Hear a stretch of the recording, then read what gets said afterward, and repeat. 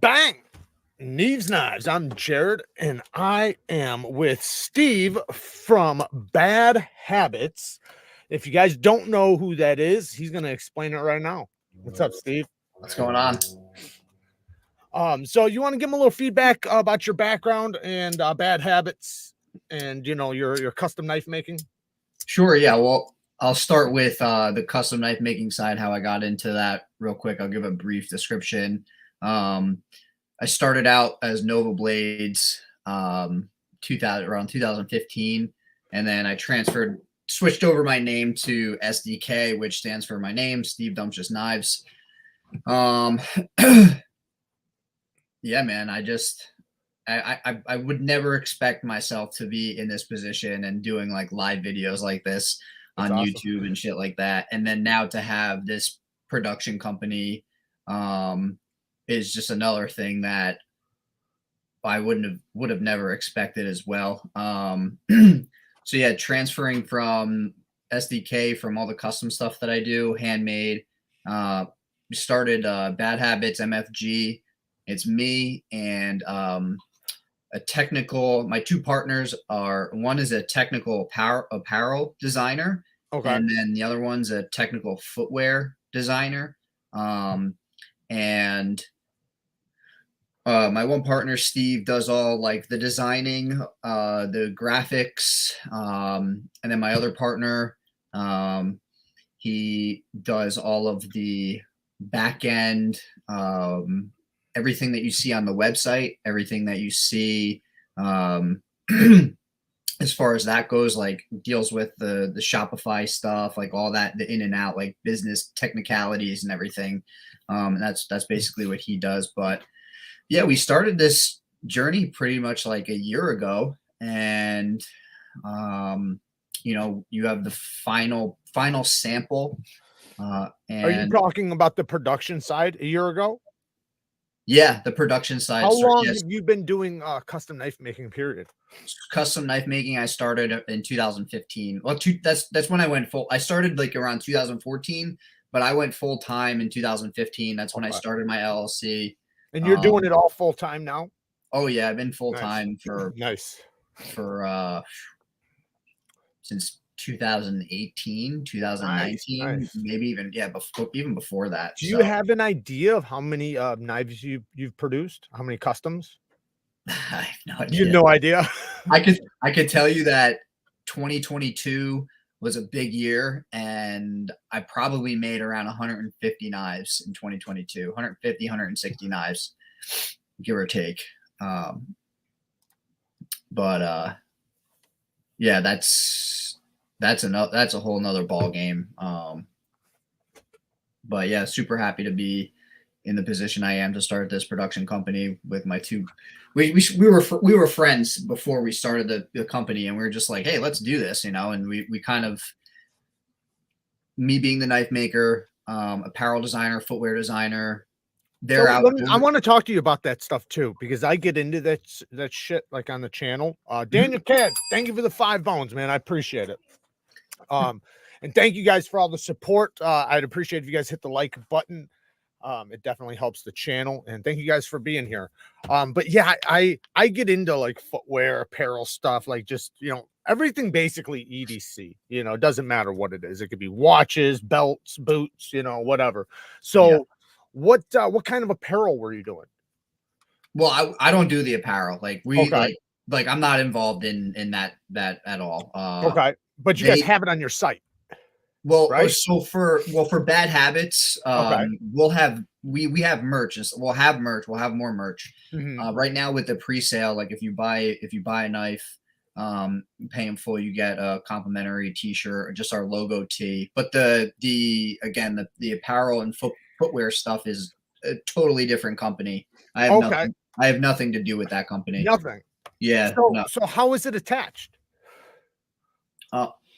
Well, like I said, we were friends. So I met.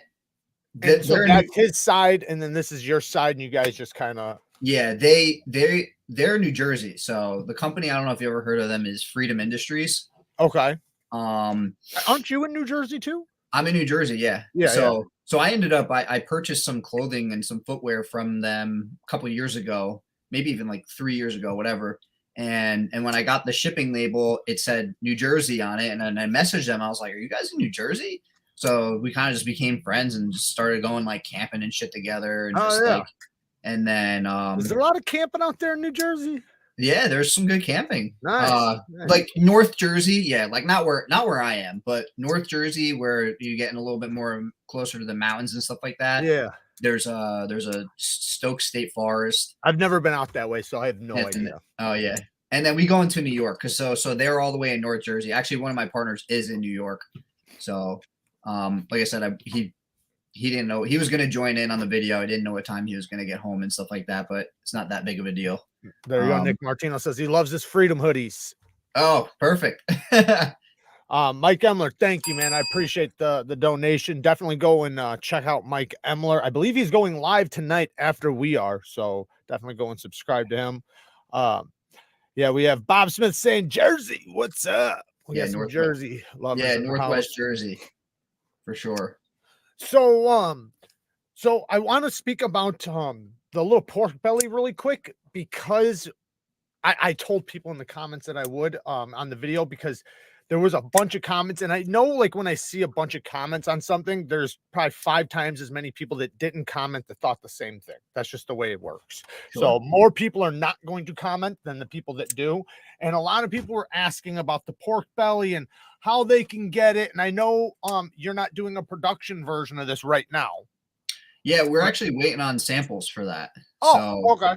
Yeah, so that is why I did send that to you for again, I gave you open interpretation for whatever you wanted to do with it, and I didn't view the video yet that you put up, so I guess just showed it briefly at the beginning because I didn't want to speak too much about it since the video is about the other one, so I just showed it really quick.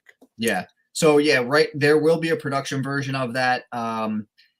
We're waiting on samples, and it has very similar design language in the handle to the Mofo, just a different blade shape, and it will be pretty much exactly the same configuration as the one that you have right there with the micarta scale.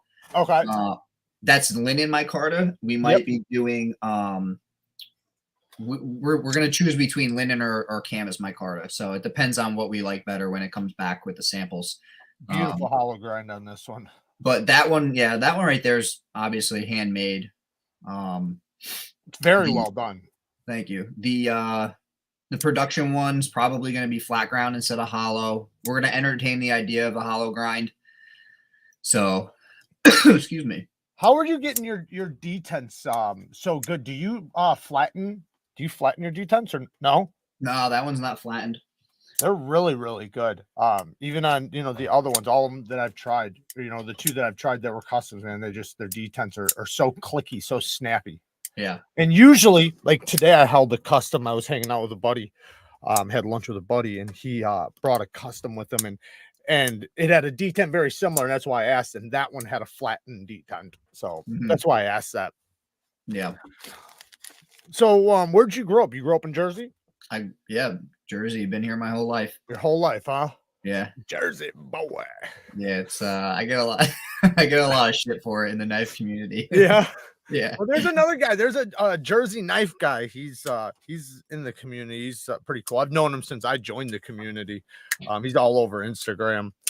And also, guys, his Instagram and his site is all linked down in the description for you guys, so you guys can easily get over there and check out. And we're gonna go through his Instagram here in 1 second and kind of talk about some of these knives.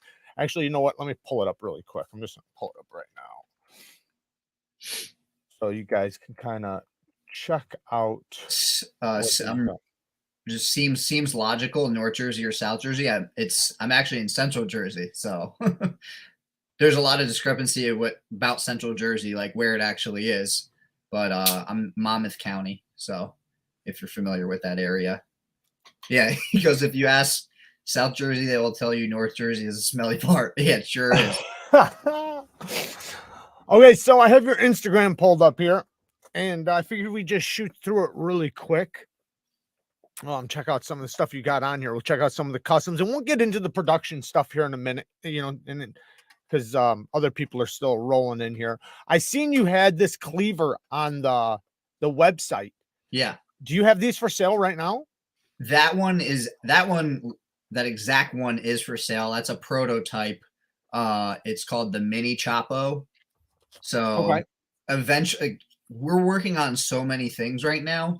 I just decided to get one cut and make it and see what we'd like to change on it. So that's the Mini Chapo. We'll have a Medio Chapo, and then the largest one will be El Chapo. Okay. Yeah, So 3.2-inch blade or cutting edge. At yeah. least. Yeah, very cool. Very, very cool. So now yeah, these ones yeah, with the Timascus, or is this Mocha Tie? One of the two. that's black. It's twist black Timascus. That's beautiful. It's absolutely gorgeous. And this is the pork belly, right? That one is a pork belly, yes. Yeah, it's very cool. Very, very nice. How many of these dressed up versions have you done? Have you done a lot of these? That's one of one. The other ones that I made were just like canvas micarta. I think I did black canvas. I did like one natural canvas. We actually did a if you scroll down a little bit more, you'll see we did a Halloween giveaway. That one, the orange. Oh, the orange one. Yeah, nice. So we basically just took our logo and made it into like a jack-o'-lantern. And then very cool. Orange G10. Oh yeah, I see it. Yeah, very cool. Oh yeah. So yeah, a lot of what you'll see on the early stages of our Instagram is all handmade stuff. This is wow. This is pretty cool right here. That's the mini mofo. So we're waiting on samples of those as well. So what's the size of the mini? I'd have to grab that off the website.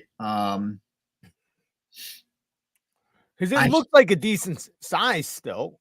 Yeah, I have so many models of my own, like customs, and then right. doing this, it's hard to keep track. Yeah, I get it. No problem.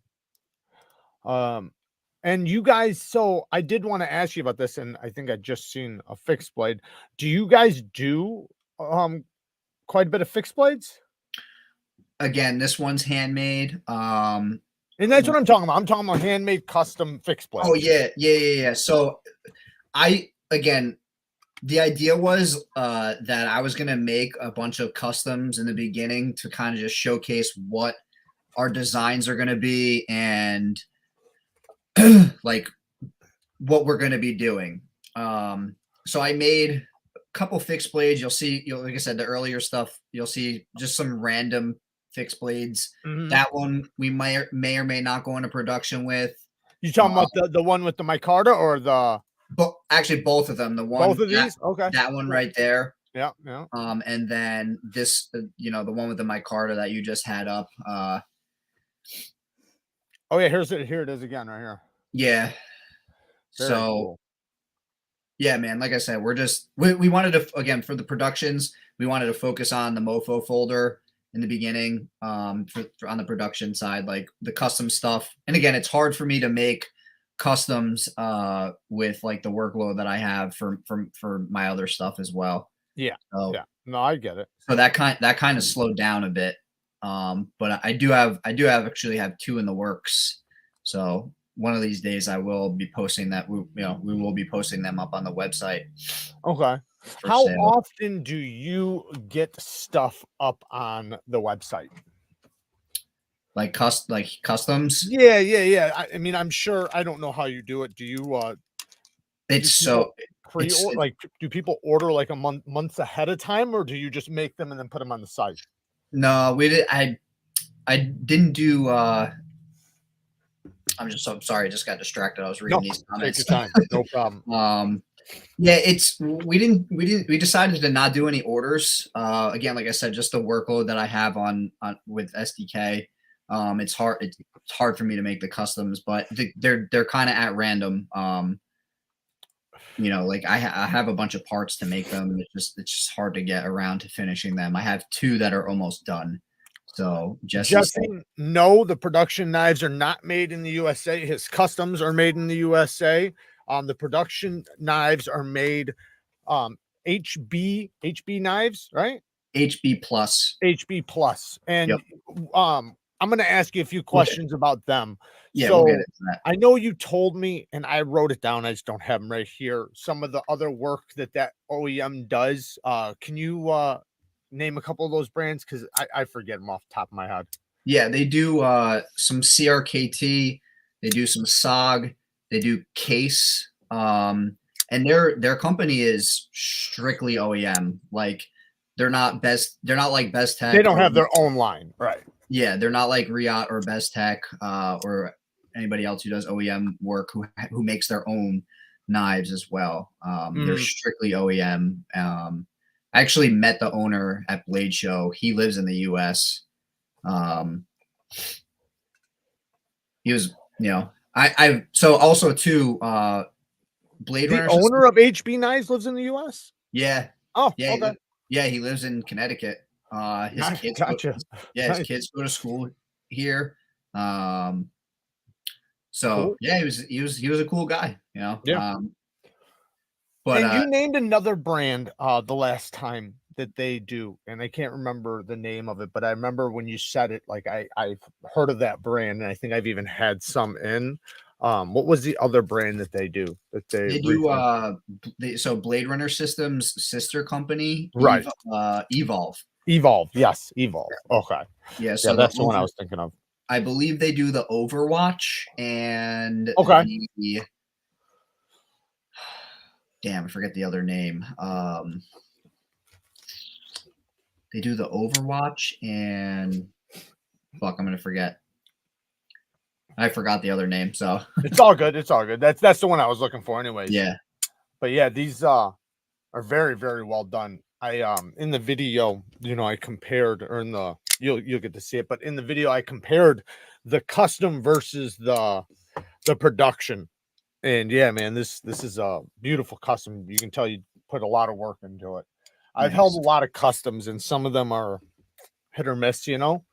I mean, I'm not saying anything bad about the makers that have made them. Like, I mean, they're far better than what I could have done, right? Like 10 times better. And they were beautiful for what they were, but there's been some that have been extremely rough around the edges, and and like I said, I don't want to talk bad about any of them because I know they put so much blood, sweat, and tears into them. But in many cases, when it's hand done, it's done by hand, so you can expect a lot of imperfections. And this one's really, really good.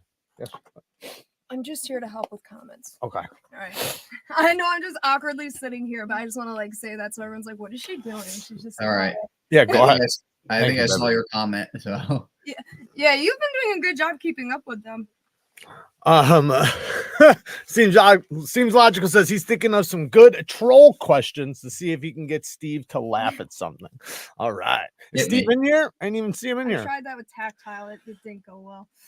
I don't think he's in here, but maybe he'll be joining us. And so, with your customs, who does your heat treats? I do them. You do them all in house. All in house. So I know you on these.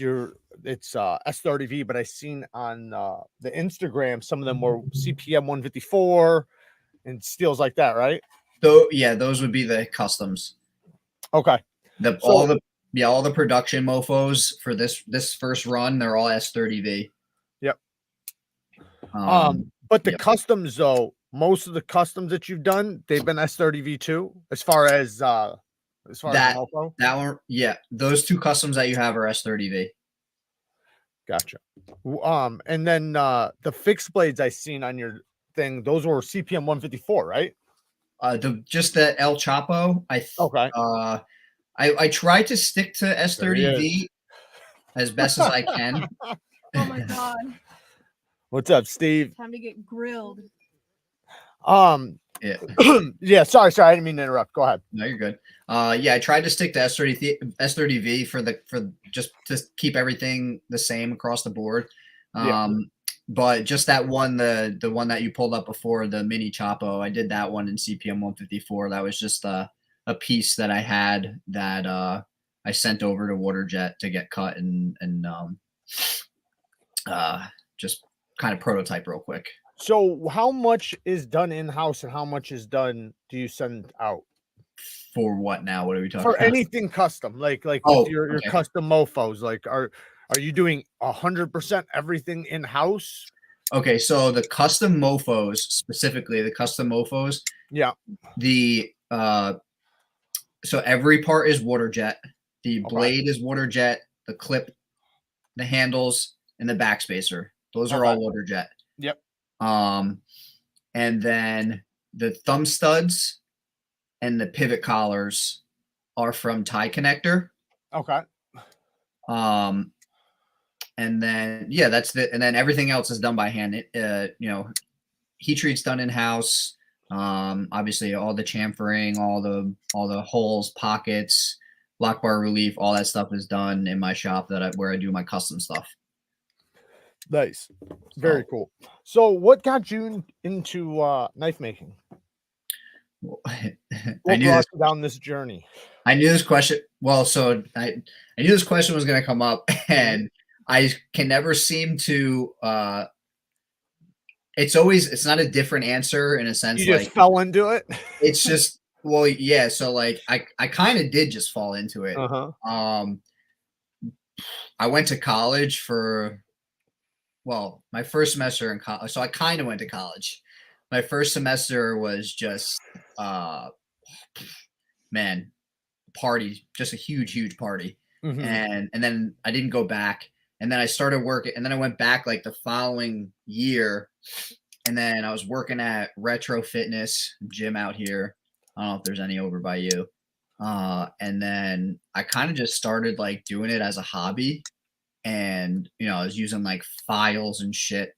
Yeah. And kind of just how everybody else starts out. And my workbench was an old coffee table. And I actually still have like one of the original vices that I bought. And then I was always like mechanically inclined. I was always good with my hands, and I was always like artistic, like able to draw well, and like relatively neat handwriting. So all that kind of just meshed together. And then when I started liking the outdoors, I would go camping, and you buy fucking Army Navy knives and stuff, and then just like, oh, this thing sucks. I can make one better. And then you try it. And then I kind of just was just like, what am I doing with my life at one point? And I just kind of just jumped right into knife making. I bought a mill from were you into knives though? Like the community? Nothing? No? Dude, I had no idea. The first people for me was Gavco and Tough Knives. And I was like, and they're like making knives, and I'm just like, yo, they're selling knives for $600. This was back then, $600 was like the normal baseline pricing of a tie frame lock. And I'm like, holy shit, dude, like $600 for a fucking knife. So and I kind of just did a little research as to what like people are using to make these things, and boom. I watched a couple of videos on YouTube. There was do you know Dustin Turpin? Okay. Dustin Turpin made a few YouTube videos like on how to use AutoCAD, or I don't know if it was AutoCAD, but still CAD's pretty much the same. So watch those videos, and then that was it. Like kind of just jumped right into it and took off from there. Oh yeah. I just I was asking just because a lot of people they grew up having knives and just kind of fell into the hobby because they were passionate about it, or maybe their dad got them into it because he was passionate about it, or always carried a knife. And then like with me, that's kind of my story right there, what I just said. But then I found the community just on YouTube, and I was like, holy shit, there's a fucking community around this. Like so then I was just like, oh man, well, now I'm gonna go crazy. So because you just don't realize like how many people are into it, how many people are into the same hobby or the thing that you like, and it's such a massive community, like it really across is. the world. Like it's so many people. Look at Breeze's comment. It really is. I know a lot of old Neeves, and ain't a one of them prepared, but they're all on the way, and they will be there in 5 minutes. That's the truth. That's my cousin right there. And you. Reptilian Research says, I've been a mechanist in aerospace industry for 13 years. Making knives should be child's play for me. Well, good luck. I hope it is. Let me know. Let me know. Yeah, well, it's kind of like when you were saying, about the knives, tough knives and Gavco, $600, but then it's like when you start putting in the work, you're like, oh shit, I see why it costs so much. When you start putting, your blood, sweat, and tears into it, and you start grinding, and you start pulling those splinters out of you underneath your nails, it's a little different, right? Yep. Well, I had a drill bit go straight through my pointer finger one time, right through. I grew up doing construction, so I've had everything happen. Everything. Yeah. That sucks. I've had a glove one time, and this is why you don't use a drill press with gloves on, but I had the glove on, and it wrapped around and sucked me right in. I got lucky though, because I tore it off right before like it really got me, but like it was super duper close. But yeah, I've been shot with nail guns and just about everything. Yeah. Nick says there are so much more involved in making knives than people realize. Absolutely. Absolutely. And I don't think people really do realize until they go and watch actual videos of people making them and then listening to how much goes into it. I remember, damn it, I can't remember who it was. There was this one guy, I think it's Tough Thumbs. He used to do the videos, years ago, and he was teaching knife making.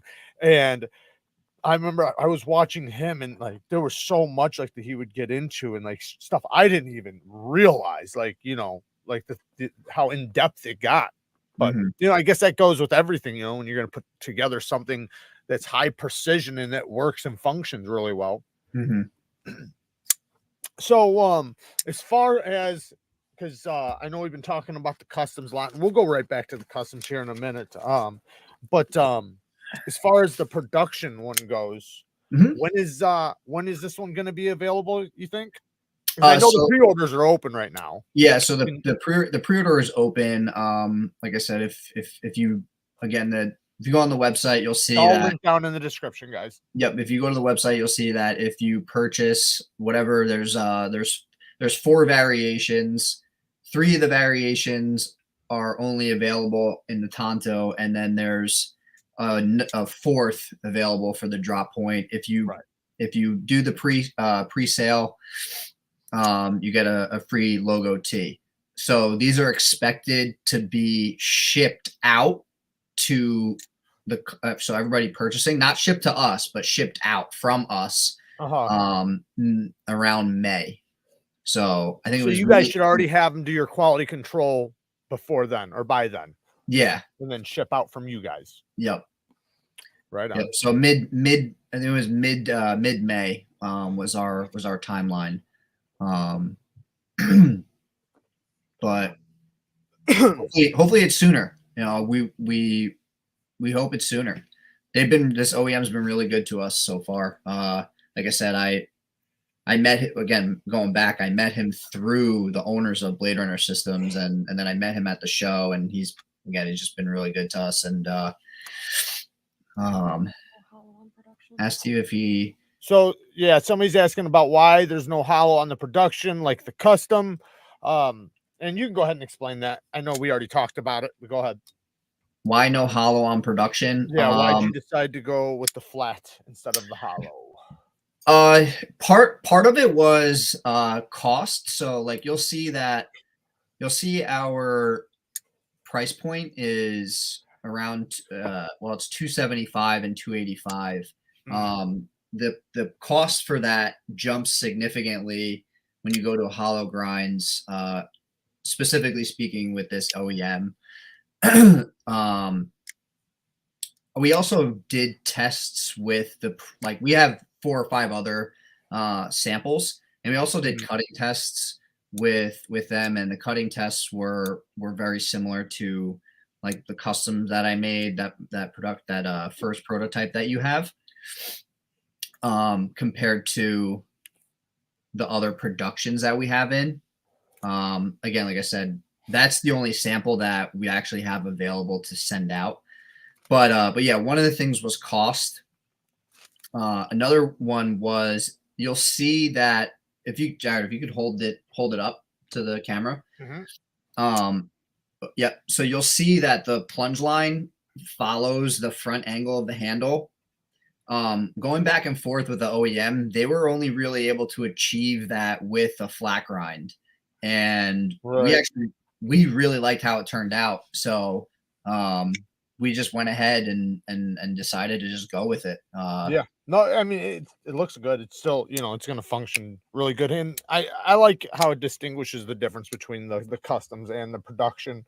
But you know, obviously, a lot of people prefer a hollow just because when you sharpen it, it's not going to get thicker, so the geometry is better. Sometimes it cuts better. Yeah. It's, you know, you're able to get thinner behind the edge, so it's easier to sharpen. So there's a lot of benefits to it, but this is still a very well done flat grind. So, you know, yeah, that one's hand ground. So the there's two variations that are going to be hand ground.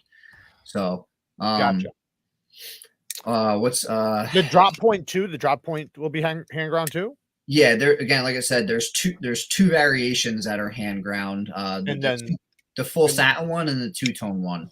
Gotcha. And then the other two will just be, because the other two are coated. Okay. So seems logical. Steve says, who is we? Who else is on board with him making knives?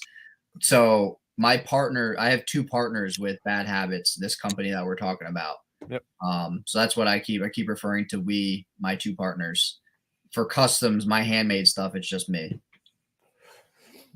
Yeah, your partner was going to be on here, but he yeah, I'm trying to keep the custom stuff, my company SDK, separate from Bad Habits in this conversation, because that's you and your partner. Because my partners, yeah, the focus is obviously on, you know, again, we started out with the conversation with talking about customs because it's that is where it originated from. Yeah, we're leading up to the production. Yeah, we're leading up to the productions. Yeah. So and I wanted to ask you this, but I guess it's kind of not necessary because you said you weren't really involved in the community or anything, but do you even have a knife collection? A little bit. So I have two customs of my own. I have a few productions. I shouldn't say a few productions, but I did I actually did the prototyping for Blade Runner system for Evolve. Okay. So I have an Overwatch production, and then most of my knives are like, I'm more into like hand forged shit than than what I do now, at least. Right. So like I have axes, like I have I'm not even gonna bother grabbing them, but I have axes, I have like hand forged hammers and stuff like that. But the majority of what I have is like stuff that I've made, or like a couple Benchmades. I have I actually just picked up this the Kershaw Iridium. Oh, okay. Nice. Just to check it out, because I have one of those. Because they came out with the, well, I guess they call it the bar lock. Yeah, now. Crossbar lock. Yeah. They call it that. So it's the, you know, it's an axis lock, but I want to just compare and see who did it. So I want to see who did it better. So yeah, you know, it's crazy, and you know, I hate to fucking say it, man, because it pisses me off to say it, but there's an overseas company that's knocking the crossbar lock out of the park, and it's sad to say, because you know, Benchmade, man, you'd think they'd fucking step it up and be able to hold their own with because it's their lock, but they've made it where they send you different springs, so you can pick the strength basically of the tension you want. So basically you have a stronger or lighter detent, and you can also adjust it, so you can adjust the tension lighter and stronger on it, and it's super easy. You can just take the scale right off, like you can do one side at a time, and it's really nice, actually. It's badass. But I love Benchmade. I think, you know, some of their stuff's getting a little bit outrageous, but I do love what they're doing. Same thing with Spyderco. I love Spyderco. Hogue. I think Hogue is kicking ass. Yeah. What would be, you know, if I was going to ask you what your favorite company, what would it be? Favorite production company? Yeah. bad habits. And then you have could say many. custom too, but go ahead. Obviously, bad habits. Of course. Yes. Man, I was a Benchmade. I mean, I am a Benchmade guy. Like Okay. it's just what I. Yeah. One of my That's one of my cool. first productions was a Benchmade. But I don't know. I got to say that this Iridium is probably done better than like and at what did I pay, $65 or $70 or whatever. You know, I think it's done a little bit better. Yeah, you know, some of them are done very, you know, pretty well. I mean, I've got some that I've had for years that are just kicking ass, but then there's some that are just, it just seems like I don't know how they come up with the price that they do. And it's not that, like, I think, because I understand it's USA, I understand all the little details, but it's like I look at other USA companies that are about the same size with better materials for way less. It's like, so how did you come up to this price when your competition is way under that for even better materials? Yeah. But you know, like they say, it's the butterfly tax, which, you know, I'm never mad at any company making money. Go ahead and make your money. As long as people are willing to buy them. I Mhm. do think that people are starting to push back on it a little bit now, and they're starting to realize, like, this might not be, you know, you know, worth it when they can just go right to Hogue. You Yeah. know, it's not like you have to go overseas. You can literally stay in the USA and get much more affordable. Yep. But yeah, they do pretty decent work. I think all in all, like talking about production companies, the best one that's going right now is, and this is specifically right now, Spyderco. I think Spyderco is just kicking ass with their Yeah. heat treats, and I Yeah. think that that's what's putting them ahead of the pack, because they will literally, and it's crazy, like when you do cut tests and stuff, they cut circles around every other company's knives. Yeah. Like it's just night and day difference from sharpening to their edge retention to just everything. So they're actually running their steels at higher rock walls. Yeah.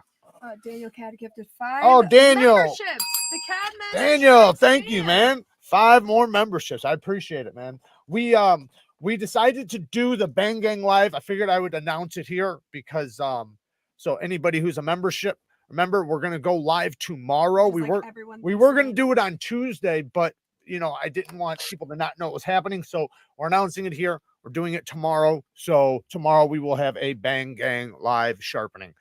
But yeah, no, Spyderco just, like I said, they're just their heat treats are so on point, and it's been in the last like 2-3 years. You know, and a lot of the people, there's a few guys probably in here that you know, we could pay homage to for making sure that happened, because of them not just calling the companies out, but doing the tests and doing, you know, everything necessary that made the company start taking it a little bit more seriously. Because before, there was no way to hold their feet to the fire. It was impossible. Like, how would you know, right? How could you prove that their steels were soft, or how could you prove if they were lying about their steels or whatever, right? Mhm. But once that started happening, you know, and companies started getting their steels tested and HRC tested, and then edge retention tested, and cut, you know, like all that stuff. Yeah, it's like they all started having to up. Now they're concentrating on it more, which is good. Yeah. I Yeah, think the what happened HRC police, exactly. I think what happened a little bit with Benchmade, and I'm not a professional in production shit like that, but Mhm. I think what happened is they created this name for themselves, and then they kind of just got lazy and coasted for a few years, and then Yep. now they're starting to like, all right, yeah, like you said, there are companies out there that are just like, wow, you know, you can get a lot more bang for your buck, or whatever, you know, whatever you want to say, whatever you want to call it. Yeah. And then Well, they it's amazing when there's even small, like TRM. TRM's not a huge company. They're a small company. yeah. And how are they, you know, in some cases better priced than your knives? Mhm. Like that new titanium model they just came out with. $522, right? I understand it's USA made. I understand it's titanium. I understand it's the axis lock, but you guys been doing an axis lock for a long time. Yeah. But $522, it's like, where did you get this price from? Because like TRM has their titanium knives at like right around 400, like a little bit under. So it's like, how is a tiny company beating you in this price, like Yep. with similar materials? Yep. So Yeah, but they figure they could just get it. you know? Yeah, that's the thing. They figure they can get it because of their name, and they Yeah. can. That's the thing. They can. But I do think that that one is going to be one that we're going to watch start dropping in price, maybe.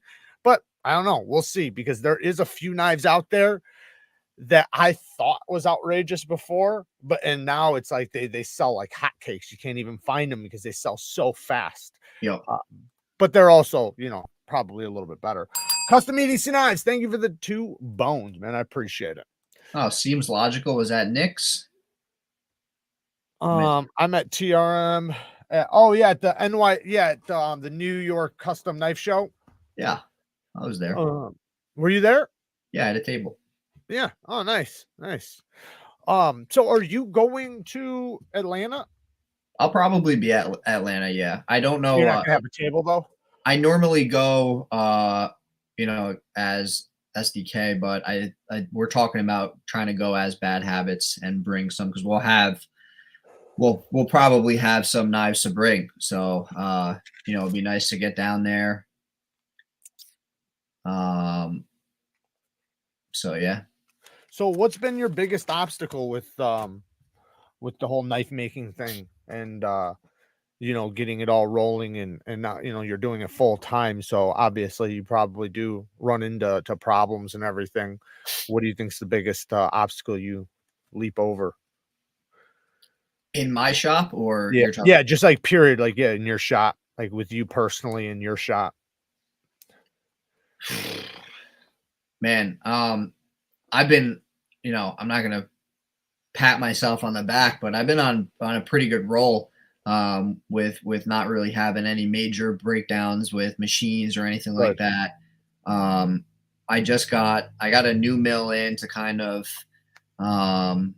it's a Grizzly mill. It's pretty much what every knife maker uses.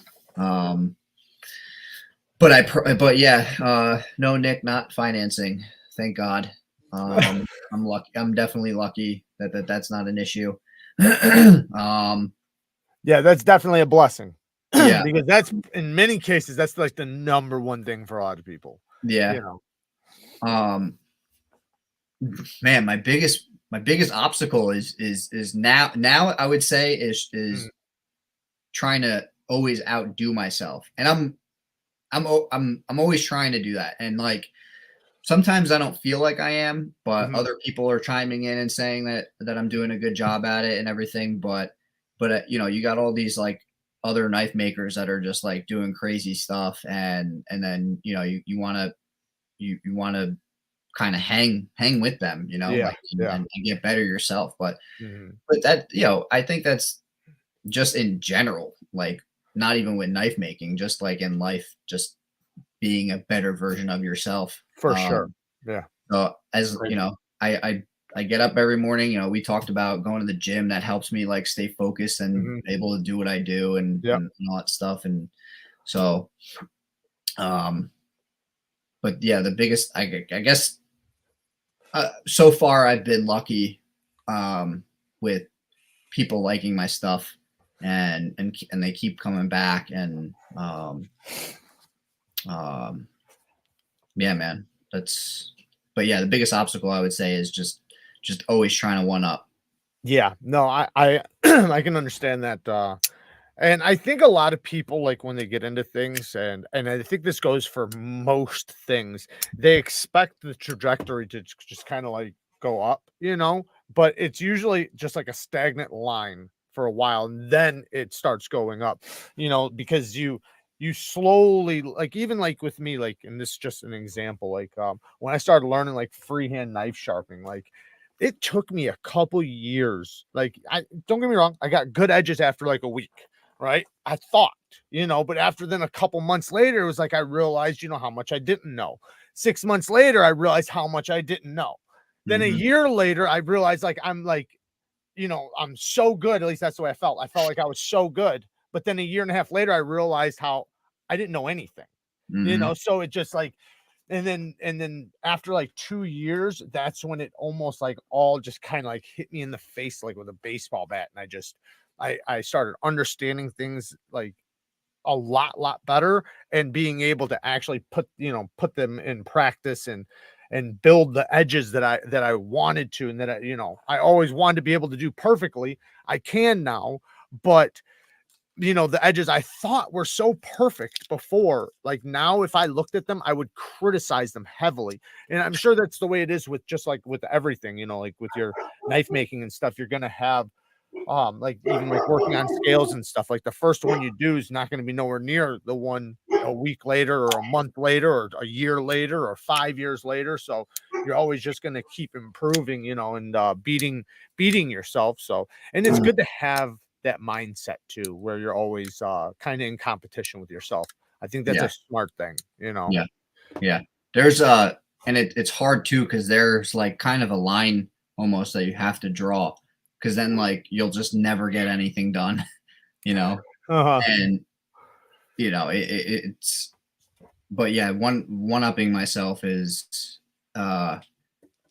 something I'm always trying to do: knife making, gym, biking, whatever I'm doing, but yeah, trying to Steve, we got Steve in here with the 5 bones. He says, why does this guy sound just like the tactile guy? All these knife makers sound like bean counters. What's a bean counter? Don't take it personally. What's a bean counter? I'm somebody who counts beans, I guess. Doesn't make any sense, but okay. I feel terrible for not knowing about his knives. You have awesome designs, and I said that too, that like I hadn't really seen much of you, and if I did, I didn't recognize it, and so that's why when I did, I was like, man, how the fuck do I not know about these? Because I thought I knew of like just about every company.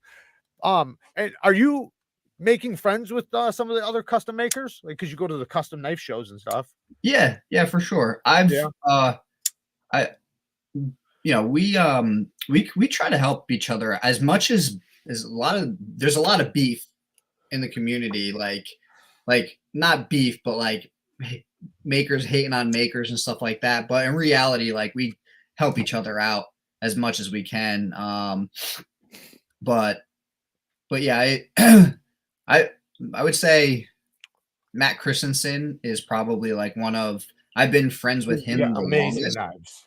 And so I'm self-taught, but I actually he's helped me out so much throughout my early stages of knife making. And then my buddy Jason, he's from New York. He lives in South Carolina now. He's like a mechanical genius. And I'm always, so like I told you, I just got the new hardness tester in today, or last night, and I set it up today. I just FaceTimed him real quick, and I was just like, hey dude, like, show me real quick, like if there's anything cool that I need to, like specific that I need to know. But yeah, I've made a few friends. It's good. It's good. It's nice to have, even if they're not like helping you directly, it's good to have a support team, people around you that are cheering you on and, rooting for you. And I tried doing that with the whole community. I talk shit, and I'm critical of a lot of the companies, and a lot of their designs or their companies or whatever, but that's just my job. That's what I have to do. But for the most part, actually, I am rooting for them 100%. Like I'm all of the companies, especially the USA companies, I am their number one cheerleader, like seriously. Custom EDC, thank you for giving the 5 members. I can't see it right now.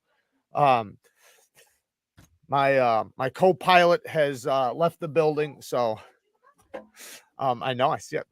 So thank you for that, man. I appreciate it. Makes me happy to see good people succeeding in the knife community. Absolutely. This guy goes, wait, where'd the comment go? Hold on. Fuck. He goes, hiya fellas, howdy Mr. Neeves and cold-headed knife maker fella. Listen, bro, I need a haircut, and you don't want to see what's going on under there, so. Okay, a bean counter is a banker obsessed with the bottom line. That might not be a bad thing to be. Oh, okay. Most bean counters are all about the nickel. Oh, okay. Headshots pay the most. Okay. So let's get to this production company. So I want to talk about that. Your partner. You want to speak a little bit about him since he's not here? You know. Yeah. So Steve, you know, I'm Steve. Obviously, Steve Steve's and my Steve. partner. Steve and Steve. He designs apparel, and my other partner designs footwear. And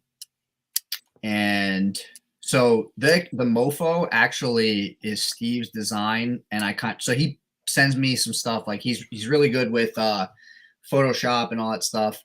So he sent me that design, and I kind of refined it and added my own little bit of design language because I wanted to keep my customs and bad habits stuff kind of separate.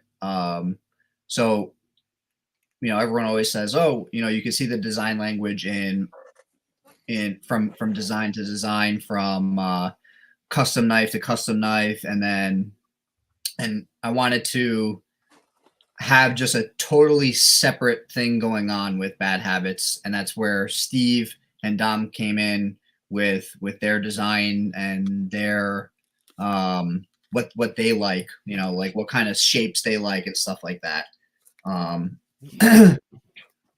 Steve says, thank you, Steve, for the 5 bones. He says, word on the street, everyone named Steve that lifts has some sugar in tank, if you know what I mean. What? I don't know what you mean. Man, all these 5 bones, Steve. all these comments, man. A lot of Steves in there. Yeah. So I want to ask you about your partner, Steve. Yeah. So you said that he does apparel and then the one does footwear. You said they design. So who makes the footwear and the apparel? So Freedom Industries is the company that they work for. So like, is that their companies or they just work for them? Well, so one is pretty much the owner. The other one, he works for him, and he again designs all the apparel and stuff like that. I mean, you could probably pop their website up real quick, and they're all over like Facebook ads and whatnot. Pete and Repeat. That's funny. I got a friend named Repeat that we call. Yes, seems logical. Sugar in the gas tank does kill your engine. Yes, 100%. Don't do that. Somebody asked about the pork belly. He was talking about it earlier. Yes, he's waiting for prototypes right now for the pork belly, right? Yep. Yeah, we didn't even get a timeline yet on the samples. Right. So, but we'll as soon as we get information on that, we're updating as consistently as we can. Right. How many Steves are we talking about here? 2. We have 2, me and my one partner. And Super Still Steve, yeah. And Super Still Steve. So, yeah, I kind of forgot your question. We were talking about you said that they the one kind of owns the company. Yeah, he's at the top there. So he basically designs all the footwear, and Steve designed all the apparel with Dom. So they make awesome stuff. Yeah. But yeah, that's pretty much it with them, with Freedom. They're, again, I partnered up with them because we were friends and we wanted to do something different, and we figured that I'm gonna check them out after this. Do they have an Instagram? They have an Instagram, yeah. Okay. Yeah, I'll definitely go check it out. Is Super Still Steve gonna get a guest spot in the future? Absolutely. We will definitely have Steve on again here, hopefully soon. So the production knives now. What do you have? I know you have obviously the pork belly and the mofo. Do you have anything else in the works or plans? Yeah, we have a mini mofo. You pulled it up. We pulled it up on Instagram. I think I still have it right here. And this is the custom one, right? The one that's Is this it? No, that's not it. It's still loading on my end. So yeah, there we go. That right there. But this one's a custom though. That one, yeah. That's So you have production ones coming. yes. Gotcha. Very cool. Yeah. So the sample will pretty much be the same finishes as the production mofo that you have in hand. Okay. Just to get the point across. And then again, we're waiting on pork belly samples as well. The pork belly is going to have a micarta scale instead of a full tie frame lock. Eventually, we'll do the full tie frame lock. Okay. But the pork belly will be, again, if you want to hold that one up, that'll be pretty much, that'll be the same configuration. It'll have micarta scale, titanium all around. And then we're going to shoot for S30V on that as well. But we're somebody just asked something. Yeah. About if you use all T8 hardware. Yeah. Oh yeah. Yeah. He was asking if I think this is all T8 on. I think this.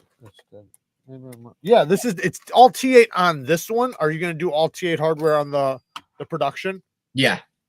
Good. That's awesome. Yeah. So again, the best example for the mofo is the production, the final sample that you have right there. Yeah, if you want to hold that up and just give it a rundown. No, the full size mofo. Oh, sorry. Yeah. The production mini mofo. Can I get a mini mofo? So somebody was asking, so are you guys making different products all based on the same theme design essentially? Probably not, right?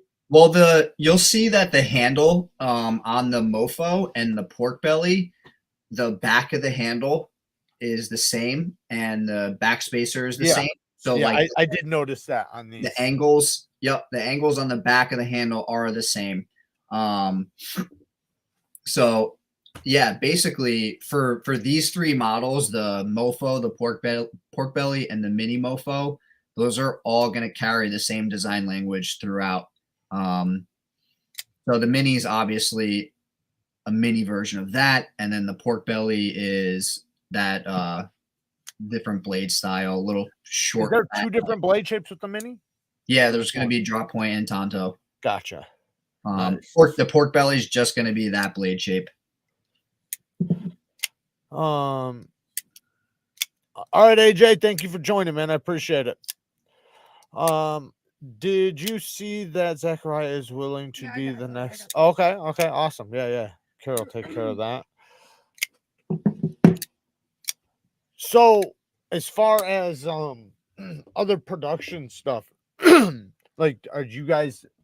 Was that one that's on your Instagram? Was that fixed blade? That was production, right? Or was that a custom? The cleaver one. Yeah, so that one was custom. I made that one. That was just a quick prototype that not quick, but it was a prototype that I did. Being a prototype, does that mean that there's a production one coming? It's possible. Yeah. Right here. This one. It's not really priority. It's I gotcha. But we would like to eventually get in. Oh, you know what? I have a El Chapo, the large version, in the shop that I could have brought on camera, but I didn't even think we were going to cover this, to be honest with you. But yeah, so the focus will be on probably this mini and then the El Chapo, which is actually really fucking cool. It's just like we have man, I forget the size of that one that we did, but it's big. It's a big fucker. It'll be nice. It'll be nice in the kitchen for sure. Dog One says, good grind there, maker. Dig that Tonto. Nothing to do with bug sacrificing. Running with Knives, shouldn't do that, but Running with Knives says, that's dope. Your design language is incredible. Right up the knife community's alley right now. Peter, thank you for the 5 bones. I appreciate it. And then I seen seems logical. It's El Chapo, so it's actually CHOPPO, like your chop, like El Chapo. We didn't want to use Chapo name. We didn't want to use that exact name. So yeah. No, that's cool. So how many designs have you done in-house? Like, I know you don't know how many like altogether models, but how many different designs have you have you done? Do you think? Oh, well, again, are we which side are we talking about? We're talking On about the custom side, in shop. shit. Because this is your first production, right? Yeah. Yeah. So you haven't done anything production wise. So like custom wise, how many different designs have you done? Too many. Really? Yeah. I used to design a new knife like every fucking week because I was just trying to find what people like, and then I finally that's why you should get a hold of the knife community. Yeah, well, that's why you want to get involved with it. And that's when one spot that some of the companies that are kind of falling by the wayside, that's their biggest failure right now. It's their biggest mistake. And it's so obvious to the community. Like, it's overwhelmingly obvious. They can all see it. It's like, oh, well, you're not fucking involved with the community. How can you be making anything that anybody wants when you don't even know what we want? And that's basically what it is. I found that going to shows is just like, and I'm still behind the curve on that. Going to shows and, like you said, like going to meet people and just talking to people, is such a big thing. And that's why I'm trying my best for Bad Habits to go to Blade Show, so we could just get out there and just like get like face-to-face feedback on sure. stuff. Absolutely. And then yeah, even stuff like this. Stuff like this is really good. Jerry has a question. Being active on your social medias, just in every which way, just being involved and actually paying attention. Like, it's kind of like this, and this is just like, just throwing shit out there. Obviously, when you see a video of your own knife, you're going to watch it, right? But like some of the companies, there's 1,000 videos out there of their knives, and it's like they probably haven't heard one complaint from anybody because they've never watched them. Yeah. So it's like, this is a good question. So aside production, are you going to continue making custom knives? Yeah, that's pretty much all I do. Right. Again, I don't know if you were Nick. I don't know if you were in here earlier on. I made a custom mofo, or I made a few custom mofos to kind of showcase what our designs were going to be and all that. As far as making custom mofos, I will be just kind of at that one right there that Jared's holding up is a custom. I will be making them at random, but for SDK, like my own, handmade stuff that I do, that's all I do. I mean, I will continue to make customs. The custom also comes in a drop point version, right? Yeah. Oh, all right. Yeah. There's a couple out there. I lost track of what number I'm at, to be honest with you. I think I only made like 8 customs, maybe. Okay. So, Edgy American, thank you for the 2 bones. Hey guys, love you a bunch of weirdos. Thank you, man. I appreciate the 2 bones. What knife companies do you think have the best social media presence? Ooh, the best. Fuck, man, I hate to say it, but it's going to be some of the overseas companies. But as far as USA, Microtech. I mean, I meant Medford. Microtech does. Medford does do a lot. He does do a lot, actually. But he said best, not. But most. Yeah, not best. Right. I would have to really think about it, but I would imagine Microtech kind of is starting to pick up because of their new models, but I think it's only because of their new models. Aside from that, maybe Hogue probably does a pretty good job. I think Hogue, is involved a little bit. But I don't know. Like, I think, like you said, Medford, it just comes to my mind because he constantly posts videos. You can talk to him personally. And I even posted a video. The motherfuckers watched it and then commented on my video. That was crazy. Like, which I don't know if any other knife company's ever done that aside from, companies that I deal with. Right. Yeah, I'm getting to it. Piper with the 2 bones. Neeves, a family. You guys are awesome. Thank you. I appreciate it, man. I appreciate the 2 bones. Yeah, I think Spyderco maybe too, because they're obviously paying attention. That's the thing. Even if they're not saying anything or doing anything, they have a huge presence for sure, because they're actually paying attention, and you can tell they are, because they're caring so much about the heat treats these days. At least it appears so, and I don't think that's accidental. You know, I think that I think they've always, going back, I think they've always had some of the best heat treats. well, but the thing was like, what was it, like probably a little over 3 years ago? You know, I'm sure they still had decent heat treats, but not compared to now, Yeah. because you know, like I said, the cut tests started coming out, and then you have people in the community that that have been just doing all kinds of magic with heat treats, and you know, different steels, and making different steels, and pushing the limits, you know, and then them being tested, right? Mhm. Because before it was like certain companies, they wouldn't bring any HRC higher than, you know, like 60, and it was like, what the fuck, like why not, right? Because, and they would all say, oh, it's too brittle, it's too fragile. Yeah. But then we start realizing, you know, how much better a lot of these steels do above 60. Yeah. You know who was really good in the community Who was for it? a long time Who? was Yang with Kubi. Yeah, well, that's why I said the overseas ones are doing really good. Yeah, I he was trying had, to like, talk about the full-on USA. private chat. I remember years ago he had like a full-on private chat with like, I don't know, like 10 or 15 of us. We were really tiny at the time. Yeah. He was just constantly like putting things in there and being like, "Does anyone want to try this?" No, Blah, right. blah, like, No, small I channels, can too. name 10. I could name 10 of them from Best Tech, overseas. Zachariah said Best Tech. But yeah, the American ones tend to do, I feel like, not the small ones, but the bigger ones tend to do more of the typical promotional material. Like you're going to see Benchmade advertising with in more of a AAA way, if that makes sense. Like, Tactile's doing a good job, though. TRM's doing a good job. Like, I don't want to take anything away from them. They're smaller companies, but they're doing a phenomenal job, and they're definitely involved.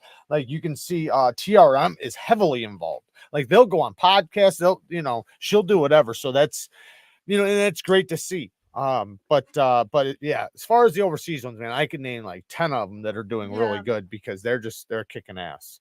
And that's why it's so important for the US to kind of step it up a little it keeps bit. the product in your head. Like advertising works for a reason. Like even now doing this live stream, people that, you know, now are going to know your name or whatever, and that's going to be in their head now. And that's why advertising works in the companies that, to me, in my opinion, the companies that send out the most knives to channels, it keeps it even if you're sending out to channels with 1,000 subs, 500 subs, it's putting it in every ear in the community.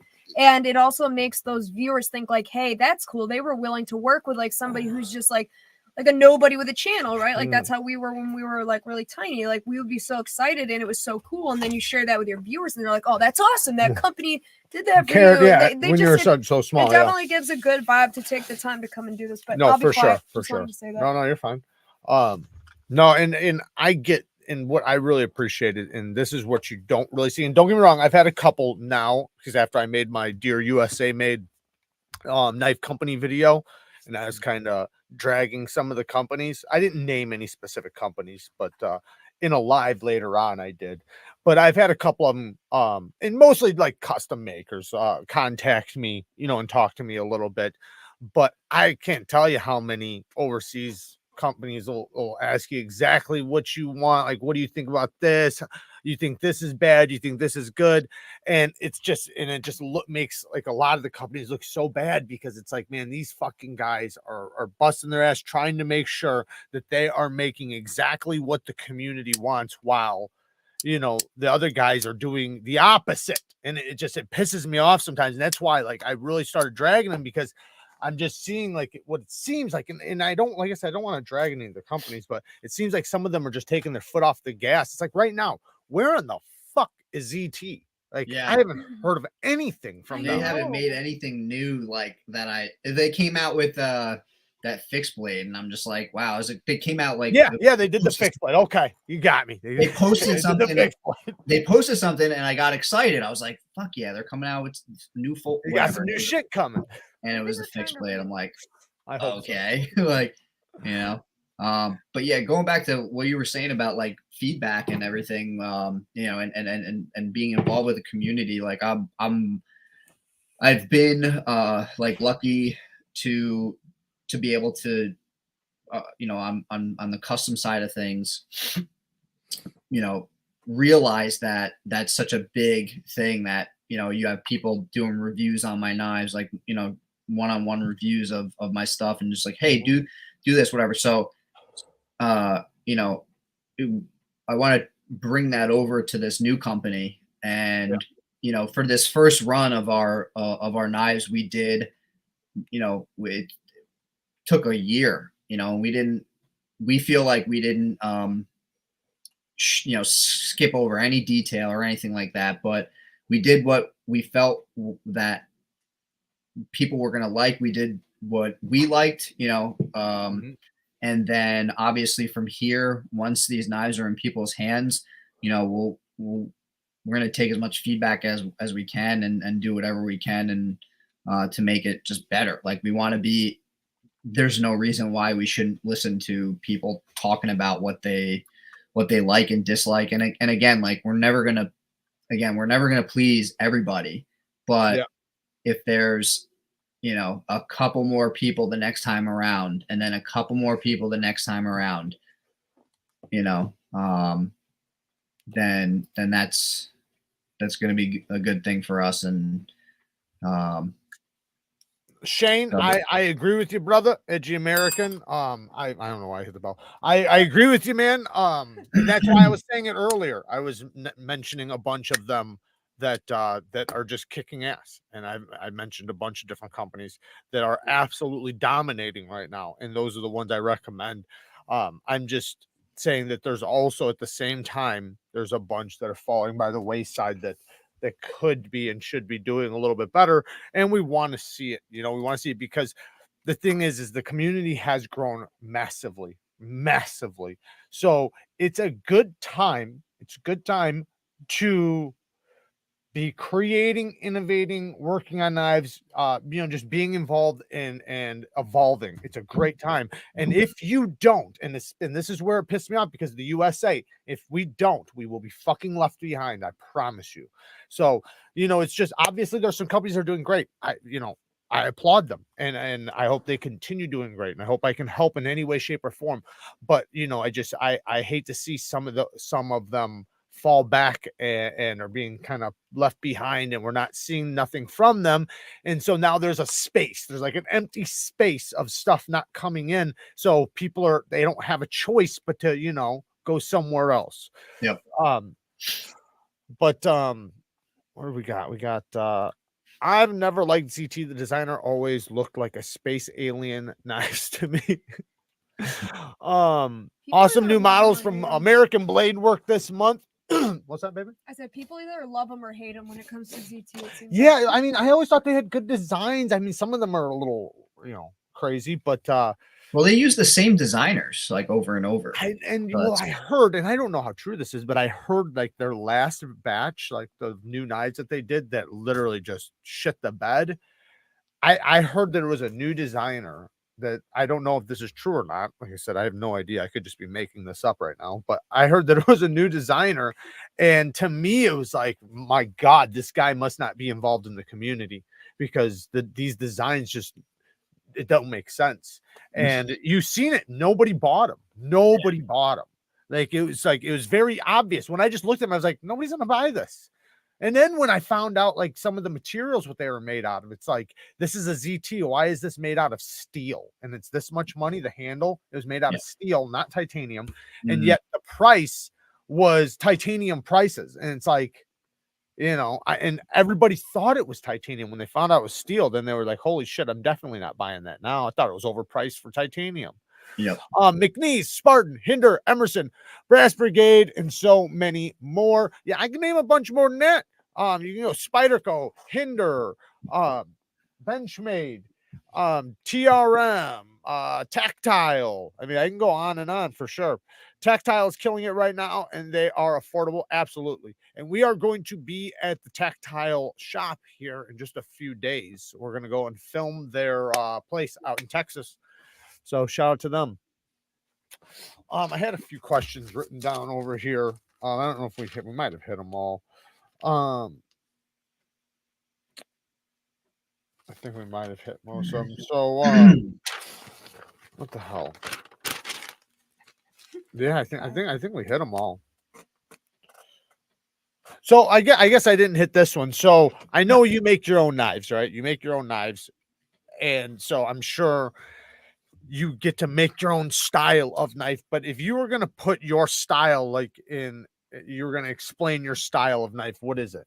Like, and like, just for an example, like with me, like I personally love spear point hollow ground blades with neutral ergos, like more of a straightforward handle, because then I can turn it any which way, and it be comfortable, whether I'm cutting a rope pulling towards me, pushing away from me, it's going to be nice and comfortable, right?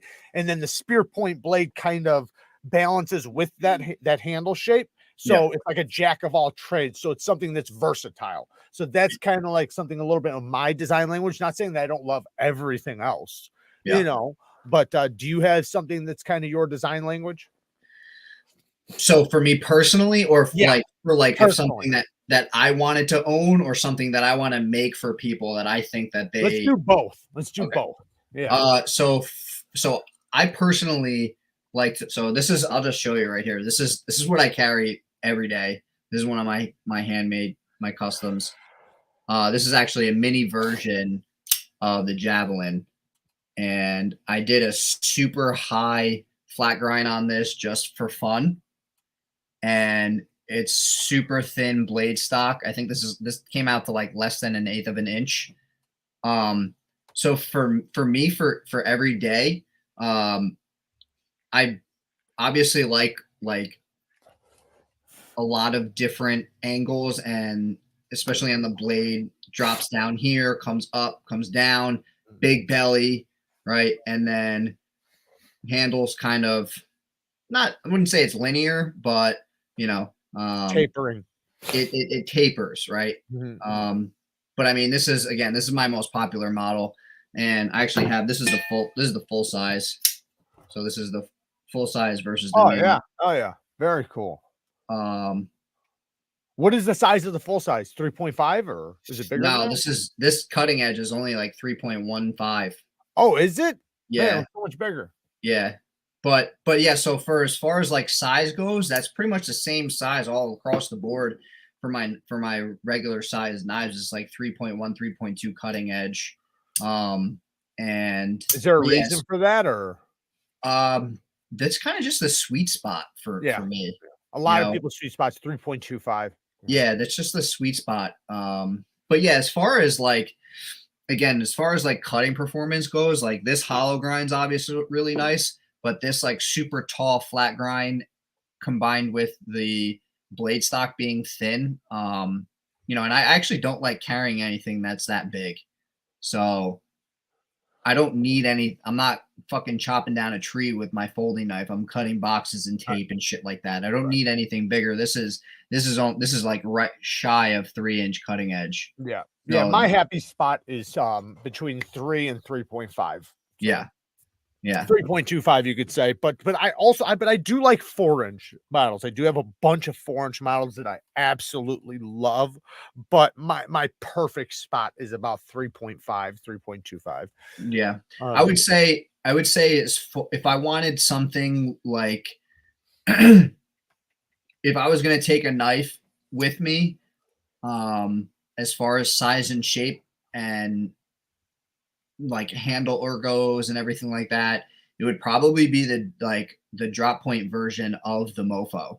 Like for me, that size is just for everything. Again, like I said, this is what I want to EDC, but that knife, if it's just like you have one knife and that's it, that size and that fits, because I don't know if you got a chance to carry it at all, but like it's a pretty, it's not big, but when you hold the knife in your hand and that blade comes out, it's almost like you're like, that blade's kind of fucking big for this knife, right?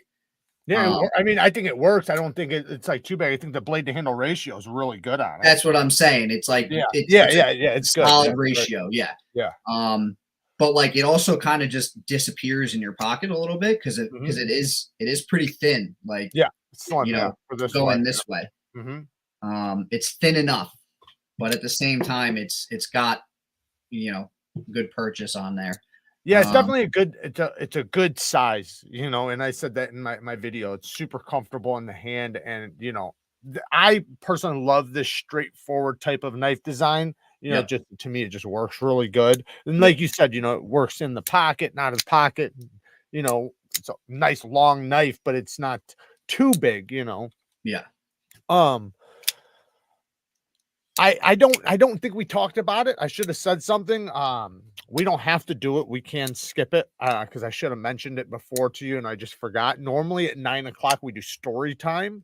I don't know if you have any interesting stories, any crazy stories. Listen, I tell stories that are fucking off the chains that that probably nobody should even hear. So, you know, if you have any crazy stories, I'm sure the audience would love to hear. If not, no big deal. We can, like I said, we can just skip that part. I know you're not prepared. Normally I prepare the person and tell them ahead of time. I've totally forgot. 9 o'clock, but that's 10 minutes for you, right? Because you're an hour behind me. Yeah, 10 minutes. Yeah, in 10 minutes. Oh, wow. Nick, yes, there is milling on the inside for the production ones, not for the customs, though.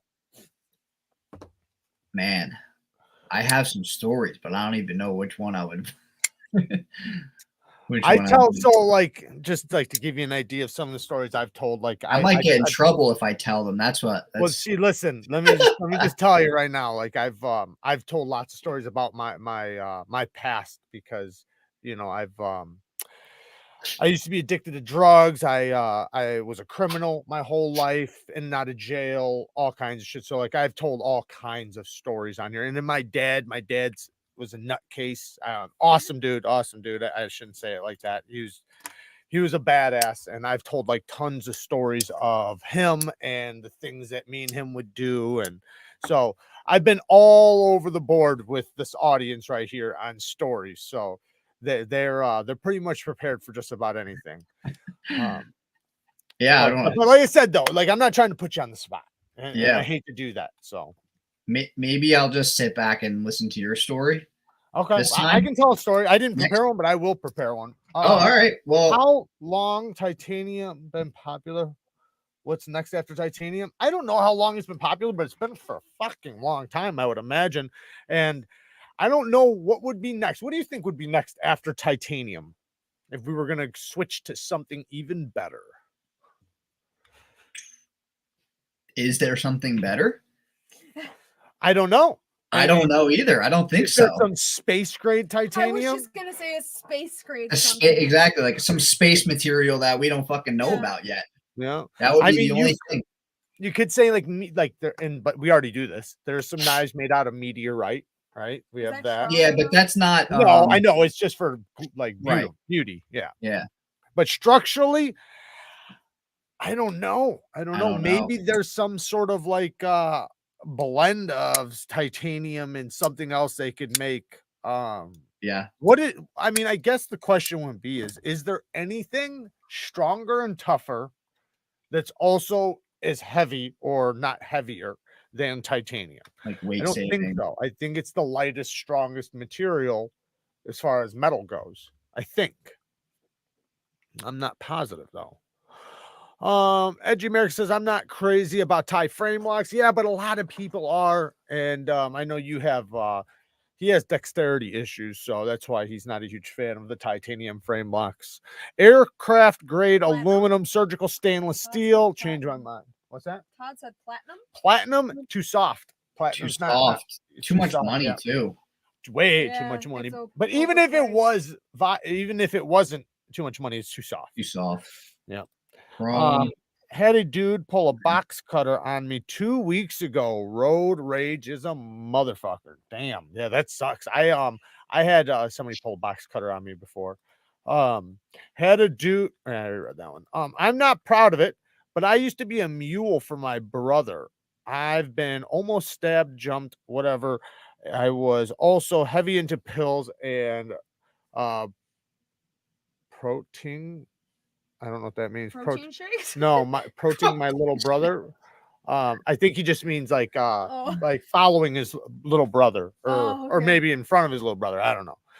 But no, that's yeah, man. I think a lot of us have crazy stories like that. I know a lot of us we all have pasts, right?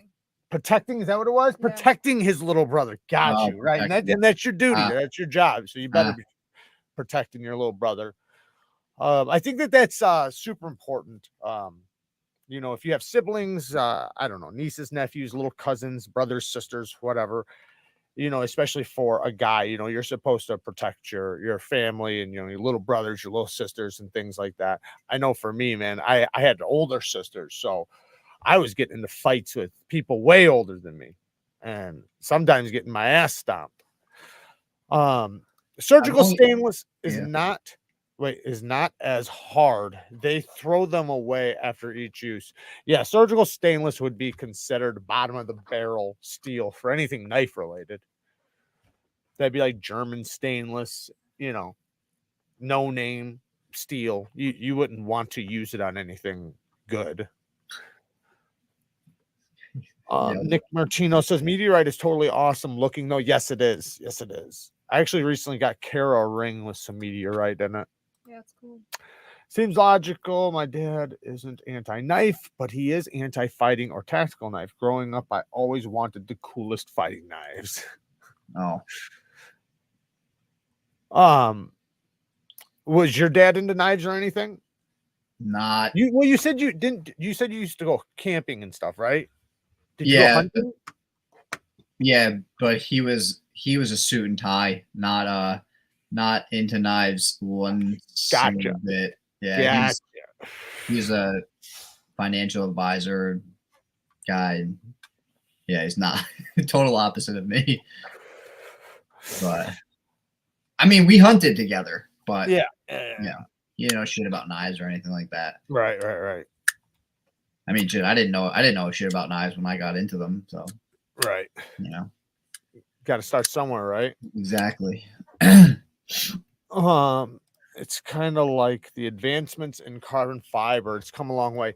Yeah, carbon fiber. I didn't even realize how crazy carbon fiber is until I watched the if you guys ever get a chance, go watch it.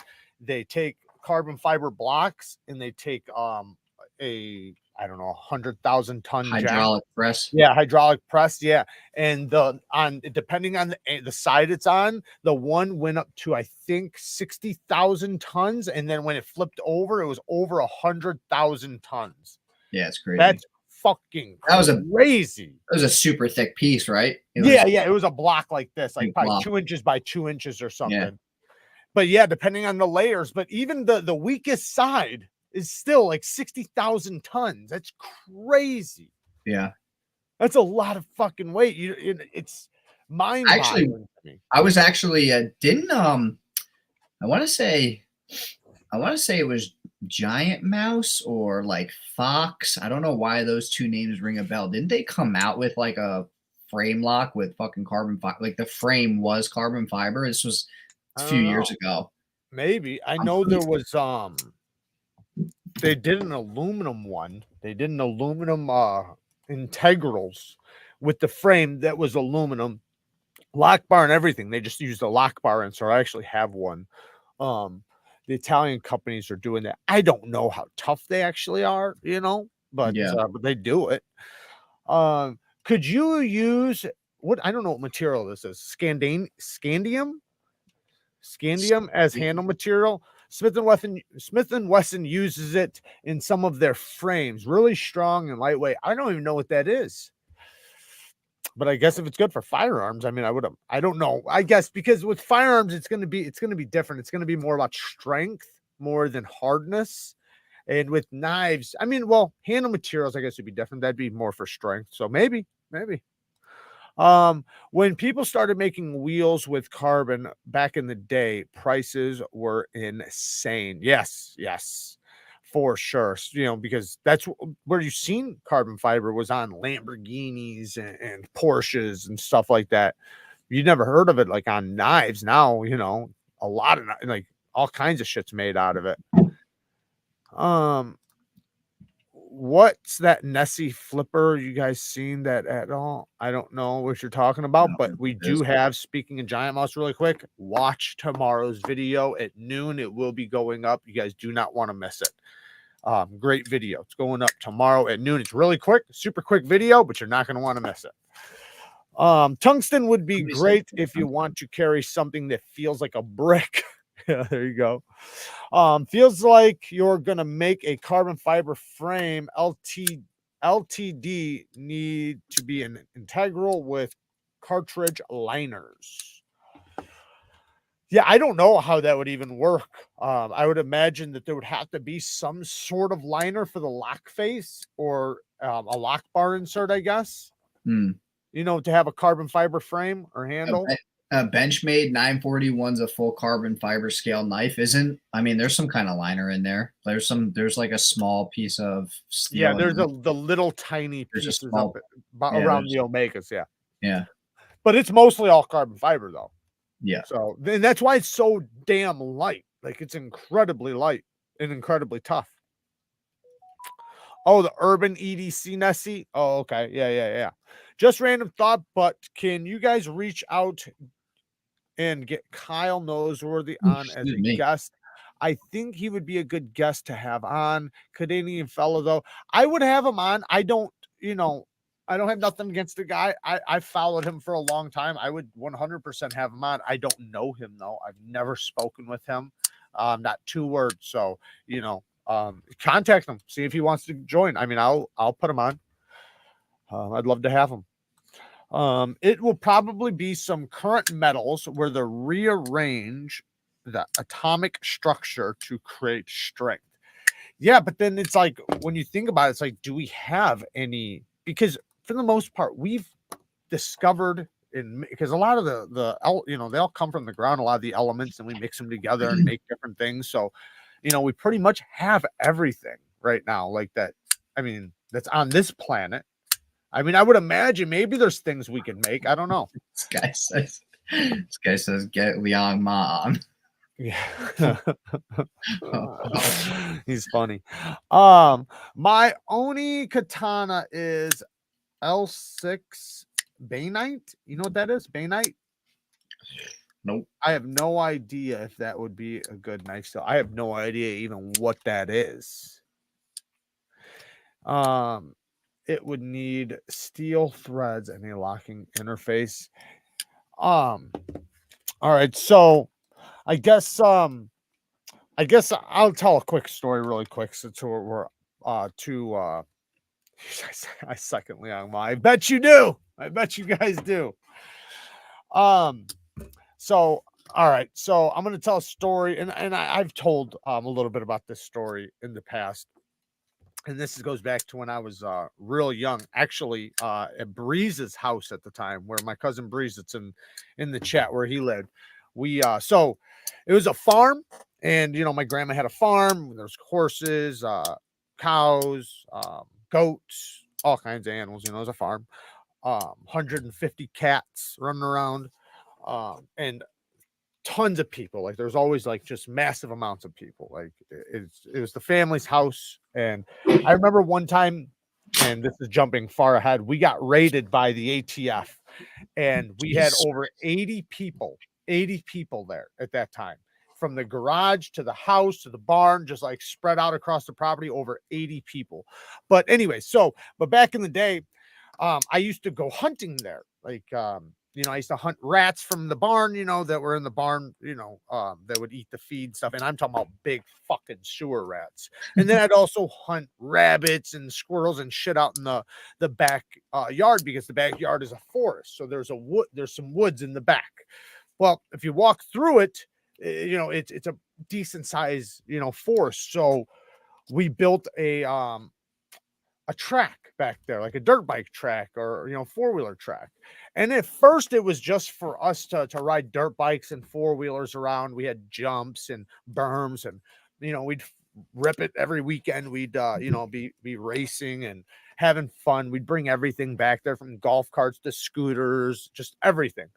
Well, then, over time, it started getting pretty serious, and we brought machines back there, bobcats and stuff, because my family all did construction, so we always had all the machinery to do anything.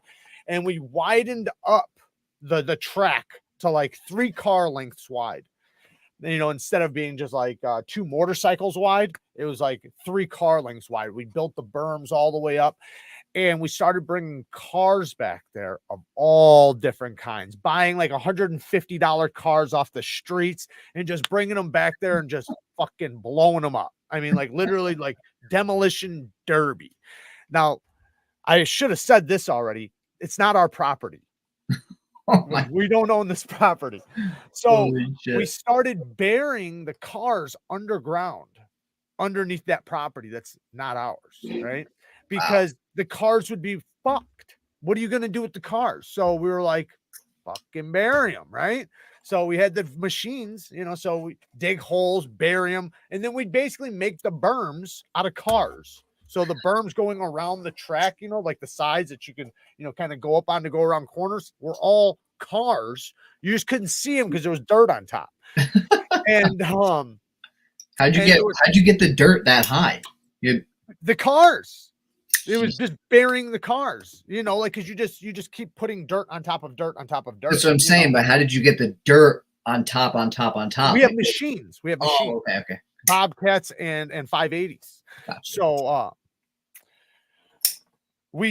but there would be certain cars like you know, we would blow up or whatever, you know, the engines would crack and be fucked, and it's like they're not going anywhere. When we'd break them, beat them up with baseball bats, shoot them with a bunch of guns, and then crush them with a machine, and then bury them in the ground. Well, then like I said, you know, it's not our property, right? Well, a few, like, I don't know how long after, you know, the last car was buried, the city was like doing some sort of work nearby, and could they could see the property, like they were really close to the property, and for some reason they probably knew that who owned the property or whatever, I'm not sure. But at that time, one of our friends with a monster truck decided to go back there. So he's back there with a monster truck driving around, and it brought the attention of the city workers, and they went back there and they're tripping over bumpers and shit because there's like bumpers sticking out of the ground, you know, like, you know, car bumpers and shit. So it was pretty easy to tell, like, there's cars buried here. Well, the cops wound up coming, and it was at the time when like there was the monster truck was back there, and like they took off, and I think there was a four-wheeler back there too at the time or something. I don't remember, but they showed up, and my uncle starts playing it off like he has no idea, right? No idea what's going on back there. I don't know what the hell's going on back there, you know, makes it seem like, you know, he doesn't fucking know. Well, they're not stupid. And they basically just say that we need to get all the cars out of there. Otherwise, the owner of the property is going to, you know, sue us or whatever.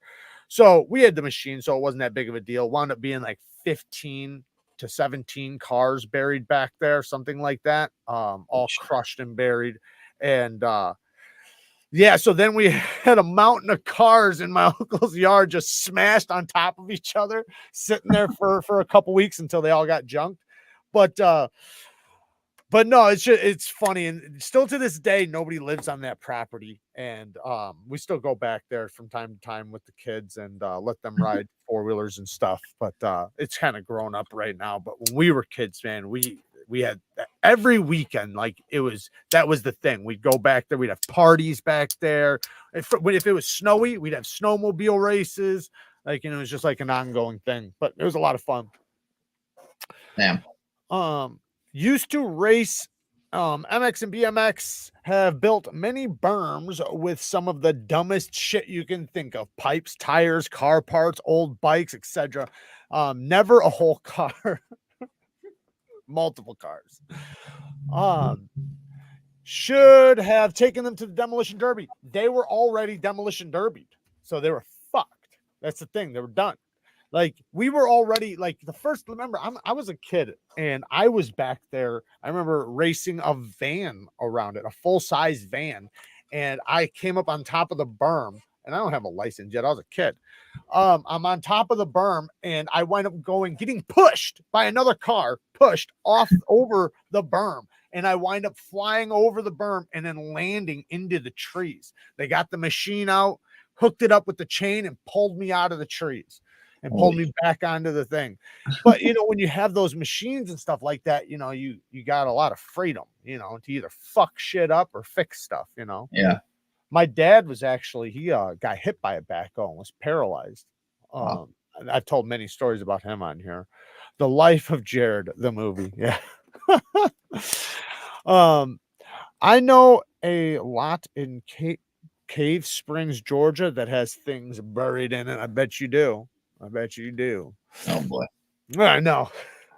Delete that comment. Delete that shit. Yeah. Martino, China got a lot of their iron from Australia as well. All right, Fiend, thank you for joining, man. I appreciate you. So you said you live in Jersey right now? Yep.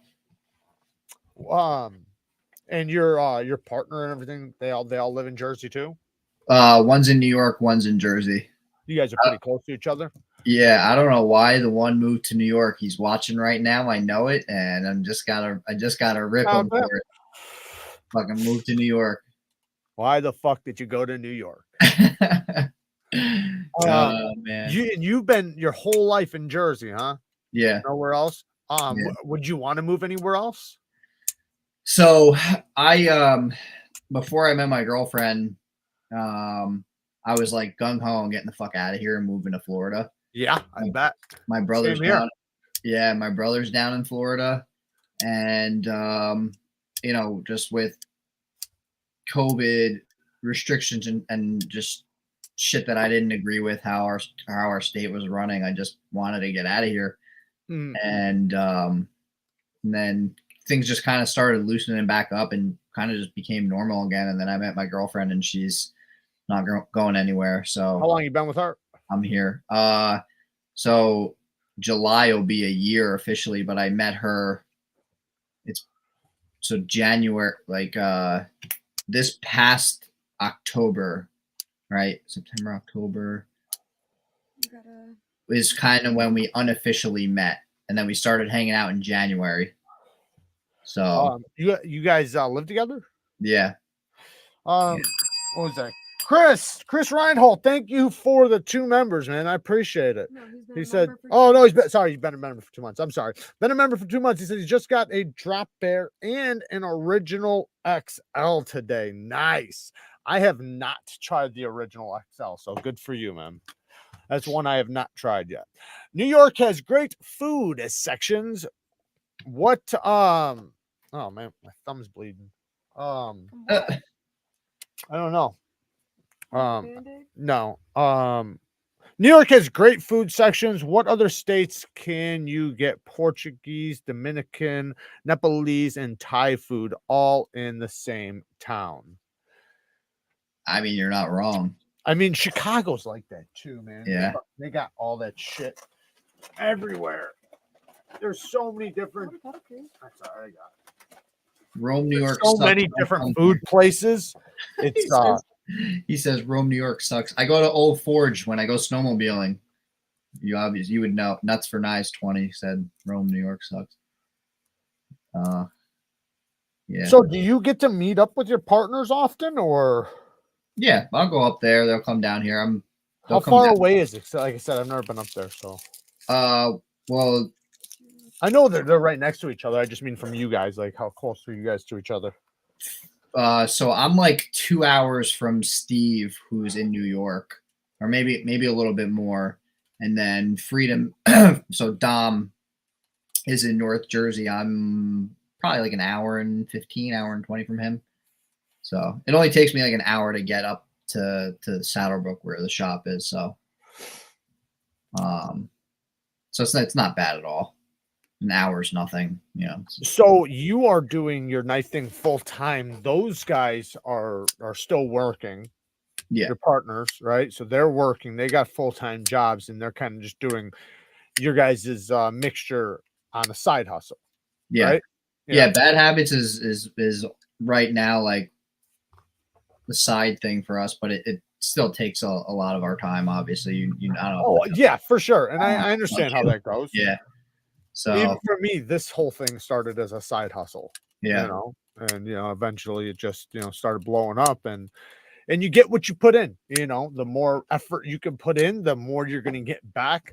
The less effort you put in, the less you're going to get back. So there winds up being that line, and you got to draw it. And then once you get to that line, it's either all or nothing, right? Yep. You either got to go into a full, like kind of like going into a full time. If you didn't do that, you wouldn't have probably got half as far as you have because you had been doing something else full time. Yep. So, you know, you just got to kind of make that decision and decide to jump all in. Yep. And when you do it, usually if you put the work in most cases, it will pay off. You just got to put that work in. And Yep. if it's not paying off yet, you're not working hard enough.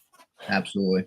There you go. I mean, what's nice about it too is like we're not robbing a lot of our time from our quote unquote day jobs, you know, and because there is 3 of us, so it's like, you know, we think about like a work day being divided by 3 people, you know, put it that way. And that's what bad habits is all on the side for us. But Nice. but again, it's definitely still a lot of work. I imagine. Yeah, I we definitely imagine. thousands of emails, and I hate emails. So yeah, that's how I got her. Yeah. I fucking hate them too. Yeah, I hate them. I deal with a lot of Instagram messages, but even that, man, we deal with so many that it's so difficult. One person is just not enough to take care of them all. You know, especially if you're going to do anything other than, you know, answer messages, you know, anything, showers, eat, drink, anything else, you know. He says he's just east of Buffalo, small town. Saddlebrook is my town. Where is your shop? It's not my shop in Saddlebrook. The Freedom Industries is in Saddlebrook. I'm in Freehold. I'm out in Staten Island, east of Buffalo. Yeah, we got a bunch of people outside your area. You got a bunch of them. No cops upstate, or that's good, but your neighbors are trees. There ain't nothing wrong with having trees as neighbors. I saw that Mora is now doing full tang for their bushcraft knife. That sounds cool. I'd like to check that out. Yeah. They had that one that was really nice. That was full tang. That thing was a beast. Jared always know it's Jared responding. Yes. In many cases it is. Like if there's certain times like it's Karen, she'll tell you it's her, and she'll just ask me because she can yell to me and just say like it's me talking. She's just writing what I'm saying.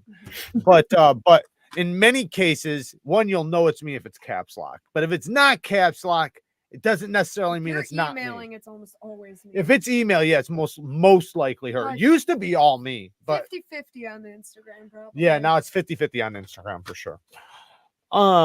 Blade Brigade New York isn't here. Rest in peace, Alex. We miss you. Yeah, man. I wonder whatever happened to him, man. Did he die? Did he? I don't think he. Yeah, I think he just meant like he's not around no more. But did he pass away? He didn't die, did he? Which I hope I'm not fucking that up. Caps lock is always on when it's Jared. He tries, but sometimes she shuts it off on me, and people catch it. Alex is alive. Just left the community. Right. Okay. If you can't find me, it's probably because I'm in a tree. Okay. All right. Well, is there anything? We have about like 10 more minutes, 10 or so more minutes. Is there anything that you want to share about the company, or about, you know, stuff that's coming up, or about the, you know, the production ones that are coming? For you guys' information, I posted a video earlier today. You guys can go and watch my first impressions on the models. Well, I also compared the custom versus the production. You know, if you're even thinking about maybe getting a custom in the future or something, you can check that out. But yeah, the floor is yours. If there's anything else you want to say about the company, or about the knives, or any little details maybe we didn't touch on. Yeah, I think we covered everything, like detail wise and website wise and all that stuff. And you know, like I said, this is the production stuff is new to me, and obviously I'm a knife maker, and production stuff is new to me. Yeah. But you know, again, we're just looking to make the best stuff that we can make, and when I say make, you know, design, and you know, get as much feedback as we possibly can for the future, for the next run, or you know, steels that you guys might want to see, if you know, different handle, not designs meaning the knife design, but as far as like inlays or bolster lock or stuff like that, like what do you so pop over to our page, our Instagram, comment on whatever, send us a DM. There's 3 of us that are on there that respond, so one of us is bound to see. Shoot us an email, whatever. We're open, for we don't want to say, hey, this is what we're doing and that's it. That's not the case. We want to you want to leave know, yourself some room, some budget, right? Yeah, absolutely. Do you have any and you might not yet, but do you have any thoughts on any other locking systems or locking mechanisms that you guys would like to work with in the future? We actually messaged them, so I know you don't have a mini, because again, we're waiting on the samples, but we talked to the factory about doing like an axis lock, and I'm bar lock, whatever you want to call it, for the mini mofo, because we wanted to make the mini mofo as like gentleman's carry-esque as possible. And we figured that we could get that out of, a frame lock. You can only go so thin with the frames. So maybe down the road, we might do a full-size mofo with the axis lock. I know that people hate it. I know people love it. So, button locks, possibly button locks. Actually, I didn't even mention this. We might be doing we're actually having an OTF prototype for us as well. Really? Which is going to be really cool. That sounds cool. That's actually getting prototyped by Best Tech. Okay. So, have they done any OTFs? I don't even know if they've done any yet. I don't think so. But they said they did OTFs. So maybe they have. I don't know. We asked them if they had the capability, and they said yes. So probably say we'll figure it out. Exactly. We'll fucking figure that shit out. They'll figure it out. And they will. So yeah, OTFs, is that even legal? I mean, there's companies that make OTFs. So OTFs. Yeah, there's thousands. I'm sure he's joking. They're legal. Yeah, he's joking. Yeah. SM100, absolutely not. But yeah, about the OTF. Do you have any like design thoughts on it? Like, is it a dagger blade, double edge, drop point? Right now, drop point Tonto. Okay. Yeah. So actually, I mean, with legality issues, we don't. It's for us. We're not sure with the double edge being in Jersey and reselling like that. So right now it's drop point Tonto. Fuller. I think we may have posted. So does it work that way? That like if you can't carry in that state, can you not make it? We're looking into it. Yeah. Okay. We're looking at. So we might again. The OTF might be something that we have to get drop shipped right to a dealer. Get out of that commie state, man. Yeah, I know. I know. Well, I have OTFs. I'm sure you do. So what company was that? Lightning. So. Lightning? Yeah. Okay. They do a pretty good job. Yeah, for like I think it was like $20 for that thing. Yeah, no, they do a good job for $40, $50, 60 bucks. So we're looking at what we're trying to do with the OTF is there's like a little bit of a void of like price point for OTF. So like you have like lightnings, and you have like lightnings that are like 20, 30, whatever. And then if you go on, are you familiar with Grindworks? I think so. Yeah. So there's a very small amount of OTFs that are in like, and even on Blade HQ, there's like 3 different ones that are in like the 150 to 170 price point. And then the rest jump up to like 250 and then up. So we think that we're going to shoot for like that 150 price point if we could do it. So again, we're going back and forth with Best Tech and trying to, and that's our, so again, another, a bunch of people asked us too about like, oh, why is this knife so cheap? Like $275 for a full tie frame lock. You know, there's a couple people that said that it's actually expensive, whatever. Our model's a little bit different than like some of these other companies using Best Tech and Riot and stuff like that.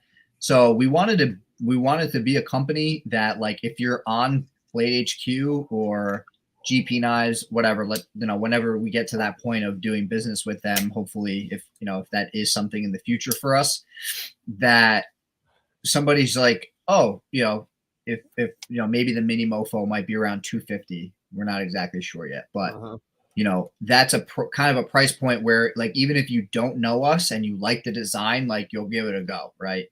Versus if you're at like the $350, $400 price point, like all these like Best Tech company, like all the companies using Best Tech and Riot and stuff like that, where it's like you kind of have to know them, and like that you're like going to Blade HQ to buy that, right? Like you're not just browsing. You're like, oh, that's cool. Let me just see what it's about, right? Yeah.